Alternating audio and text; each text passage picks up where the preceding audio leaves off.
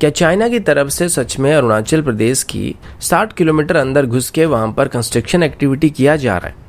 तेजस MK1 deal के अंदर HAL के ऊपर कुछ रेस्ट्रिक्शन क्यों लगाए जा रहे हैं, और अगर इनको HAL पूरा नहीं कर पाता है तो HAL को फाइनेंशियल सेक्टर में जुर्माना भरना पड़ सकता है।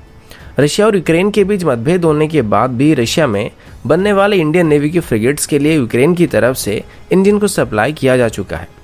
इंडियन आर्मी की तरफ से अभी लद्दाख में और पूरी लाइन ऑफ एक्चुअल कंट्रोल में 2 हमवाले ऊंटों का इस्तेमाल करने का फैसला क्यों किया जा रहा है, और अंत में सुब्रमण्यम स्वामी बार बार किस वजह से S-400 सिस्टम की डील को कैंसिल करने के लिए गवर्नमेंट के ऊपर प्रेशर डालने की कोशिश कर रहे हैं। ऐसे ही कुछ और खबरों के बारे में हम आज की वीडियो में बात करने वाले हैं। नमस्कार दोस्तों, मेरा नाम है अंशुमन नायक और आप सभी का बहुत बहुत स्वागत है इंडियन डिफेंस न्यूज की डिफेंस टॉक सीरीज में, जहां पर हम रोज नए डिफेंस अपडेट्स के बारे में बात करते हैं। तो चलिए देर न करते हुए आज की वीडियो शुरू करते हैं। आज की पहली अपडेट भारत और चाइना को लेके, और अभी हम कुछ रेप्यूटेड इंडियन मीडिया की तरफ से फैलाए जाने वाले आधे अधूरे फेक न्यूज के बारे में बात करने वाले हैं।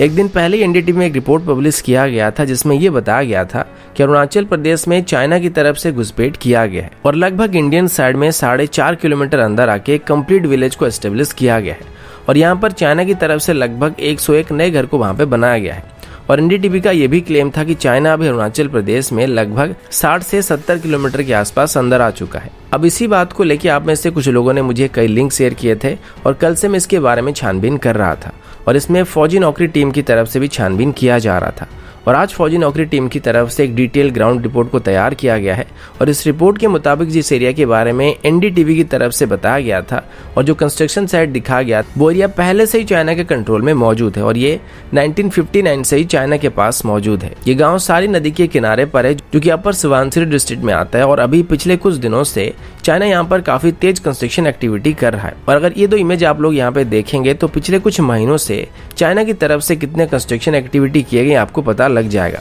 लेकिन ये कोई ब्रेकिंग न्यूज नहीं है, और ना ही चाइना की तरफ से भी भारत की सीमा के अंदर कोई भी फ्रेश घुसपैठ किया गया है। ये सब 1959 से ही चलता आ रहा है, और सेम स्पॉट में 1959 में भारत और चीन के बीच फायरिंग वगैरह भी हुई थी। सिर्फ यही नहीं बल्कि पूरी लाइन ऑफ एक्चुअल कंट्रोल में और इंडिया चाइना बॉर्डर में कई जगहों में ऐसे डिस्प्यूटेड रीजन मौजूद है। और NDTV की तरफ से अभी जो किया जा रहा है ये दरअसल हमारे आर्म फोर्सेस की मोरल को डाउन करने वाली बात है कि हमारी आर्म फोर्सेस की होते हुए भी चाइना वाले अंदर घुस के घर वगैरह बना रहे हैं, जबकि सबके सब पहले से उनके कंट्रोल में यहाँ पे मौजूद था। हालांकि वो एरिया भी अपना है, जैसे कि अक्साई चीन वाला पार्ट है।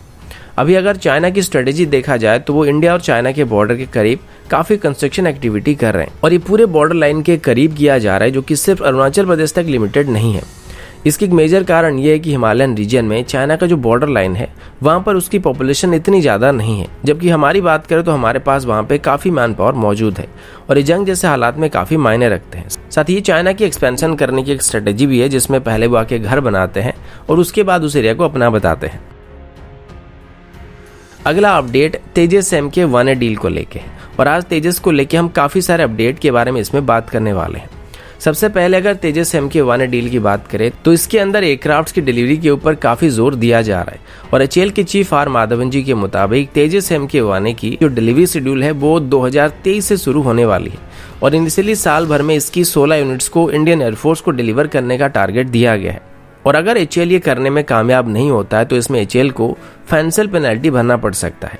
2023 से 2024 के बीच इंडियन एयरफोर्स को 16 तेजस को डिलीवर किया जाएगा, जिसके बाद 2024 से इसको 20 तक बढ़ाने का फैसला किया गया। अब इसमें एक और खास बात भी ऐड किया गया, जिसमें ये बताया गया कि अगर HAL की तरफ से डिलीवरी किए गए कोई एयरक्राफ्ट में इंडियन एयरफोर्स को कोई चीज पसंद नहीं आता और इंडियन एयरफोर्स के मुताबिक वो स्टैंडर्ड को मैच नहीं करता है, तो उस एयरक्राफ्ट को इंडियन एयरफोर्स लेने से इनकार भी कर सकता है, जिसका पूरा रिस्क HAL को उठाना पड़ने वाला है। तो क्वालिटी को लेके यहाँ पर कोई भी इशू सामने नहीं आने वाली है। इसी के साथ ही तेजस MK1 की इंजन को लेके भी छोटी सी खबर सामने आई है, जिसमें ये बताया गया कि तेजस में जो इंजन का इस्तेमाल होता है वही इंजन तेजस MK1 वेरिएंट में भी इस्तेमाल होने वाली है। और ऐसे 123 इंजन के लिए जनरल इलेक्ट्रिक्स को ऑर्डर को प्लेस किया गया था, लेकिन ये सभी इंजन सीधे खरीदे गए थे जिसमें कोई भी टेक्नोलॉजी ट्रांसफर का सिस्टम नहीं था। अभी ऐसे और 100 से ज़्यादा इंजन को खरीदने के लिए भी एक ऑर्डर को प्लेस किया जाएगा, लेकिन जनरल इलेक्ट्रिक की तरफ से इन इंजन को लोकल असेंबली करने के लिए या फिर टेक्नोलॉजी को ट्रांसफर करने के लिए भारत के साथ सहमति जताया नहीं जा रहा है और जनरल इलेक्ट्रिक की तरफ से इन इंजन की टेक्नोलॉजी को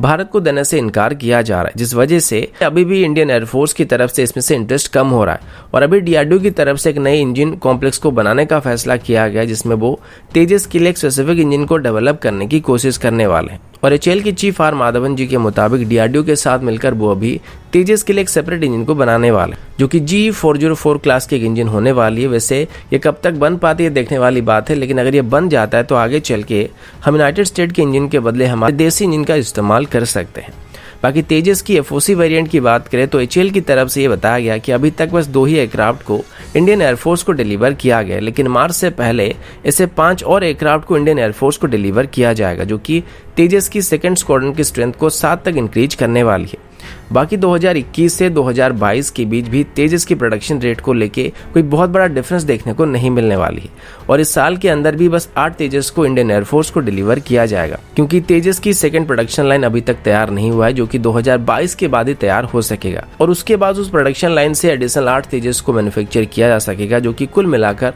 हमारी प्रोडक्शन रेट को 16 तक इंक्रीज करने वाली है। अगला अपडेट इंडियन नेवी की एडवांस तलवार क्लास की फ्रिगेट्स को लेके है। अब सभी को पता होगा कि 2016 में भारत और रशिया के बीच पहली बार एक इंटर गवर्नमेंटल डील के तौर पर 4 फ्रिगेट के लिए एक डील को साइन करने की बात की गई थी,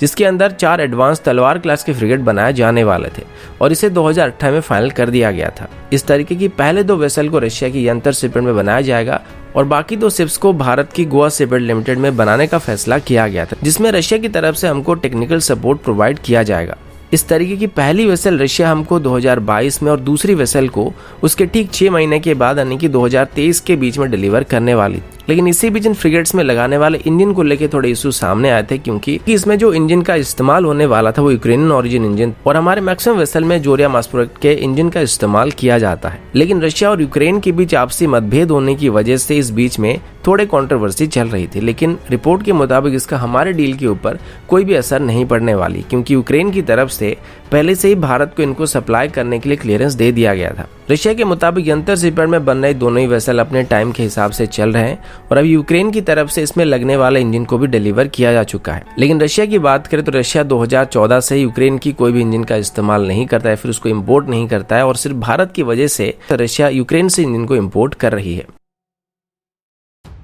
अगला अपडेट इंडियन आर्मी की तरफ से है। आप सबको याद होगा जब इनिशियली भारत और चाइना के बीच शुरू में तनाव बढ़ना चालू हुआ था और दोनों ही तरफ से डिप्लॉयमेंट करना शुरू किया गया था। इसी बीच लद्दाख और लाइन ऑफ एक्चुअल कंट्रोल के पहाड़ी एरिया में लॉजिस्टिक सप्लाई बहुत बड़ा इशू था और मेनली पेट्रोलिंग के लिए भी एरिया इतना अच्छा नहीं था और जो टेरेन है वो काफ़ी रफ टेरेन है। अब इसको काउंटर करने के लिए भारत की तरफ से ट्रेडिशनल मेथड का इस्तेमाल करने का फैसला किया गया था और इंडियन आर्मी की तरफ से लद्दाख में पाए जाने वाले 2 हम्प वाले ऊँटों को ट्रेन करना शुरू किया गया था। ये ऊँट एक नॉर्मल पोनी के मुकाबले लगभग 5 गुना ज्यादा लोड को कैरी कर सकते हैं और इनका उस एरिया में जन्म हुआ, जिस वजह से पहले से इस रीजन में रहने के लिए पूरी तरीके से फिजिकली फिट है। लेकिन एक दिक्कत ये है कि ऐसे ऊँटों की जो तादाद है वो काफी कम है और सिर्फ लद्दाख की नुब्रा वैली में ये पाए जाते हैं। अभी आर्मी की तरफ से किए गए एस्टिमेशन के मुताबिक कुल मिलाकर अभी लद्दाख में ऐसे 200 से 300 ऊँट ही मौजूद है। लेकिन जैसे ही DRDO की तरफ से इन ऊँटों के ऊपर स्टडी करके ये बताया गया कि ऊँट आराम से 170 kg के आसपास की लोड को कैरी कर सकते हैं और इवन 17,000 फीट की ऊंचाई में सामान लेके जा सकते हैं। तब से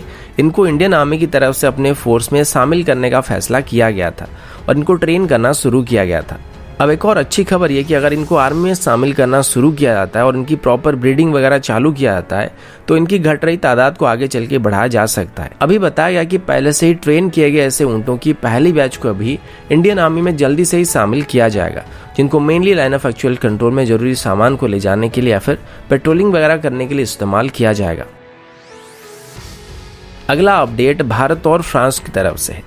भारत और फ्रांस के बीच अभी वेडनेसडे से एक मेगा जॉइंट एक्सरसाइज को किया जाने वाला है। इस एक्सरसाइज का नाम एक्स डेजर्ट नाइट 21 होने वाली है, जो कि जोधपुर में कंडक्ट किया जाएगा।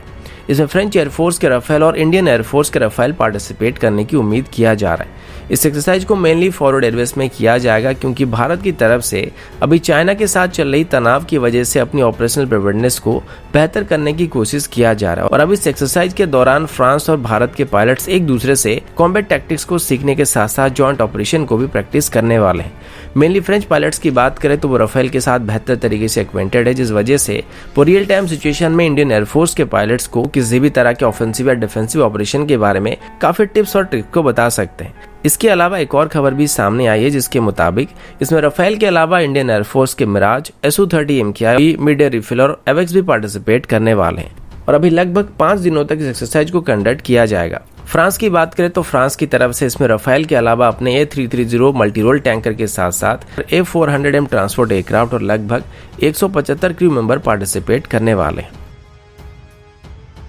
अगला अपडेट S-400 सिस्टम को लेके, और अभी S-400 सिस्टम को लेके बीजेपी सरकार को अपने ही पार्टी के अंदर से ऑपोजिशन मिल रही है। वैसे आपको याद होगा बीजेपी के जाने माने लीडर सुब्रमण्यम स्वामी कई बार स्टेटमेंट दे चुके हैं कि S-400 सिस्टम खरीदना भारत के लिए सही नहीं है। और सुब्रमण्यम स्वामी पिछले कई दिनों से एक ही स्टेटमेंट को कई बार दोहराते आ रहे हैं कि S-400 सिस्टम में चाइनीज इक्विपमेंट या चाइनीज इलेक्ट्रॉनिक सिस्टम का इस्तेमाल किया गया, जिस वजह से ये भारत की सिक्योरिटी के लिए सही नहीं है। आज फिर से एक बार सुब्रमण्यम स्वामी ने बताया कि S-400 डील को लेके आगे बढ़ना शायद मोदी सरकार की सबसे बड़ी ब्लंडर हो सकती है। इसके बदले सुब्रमण्यम स्वामी का कहना है कि भारत को यूनाइटेड स्टेट के पास जाना चाहिए और यूनाइटेड स्टेट से S-400 सिस्टम की कंपैरेबल सिस्टम को सप्लाई करने के लिए रिक्वेस्ट करना चाहिए। स्वामी जी के मुताबिक रशिया जो है वो चाइना की तरफ ज़्यादा झुका हुआ है और ये चाइना का छोटा भाई है, जिस वजह से अगर आगे चल के भारत और चाइना के बीच असल में लड़ाई वगैरह हो जाती है और हिमालयन रीजन में हम S-400 सिस्टम को डिप्लॉय करते हैं तो तब हमारे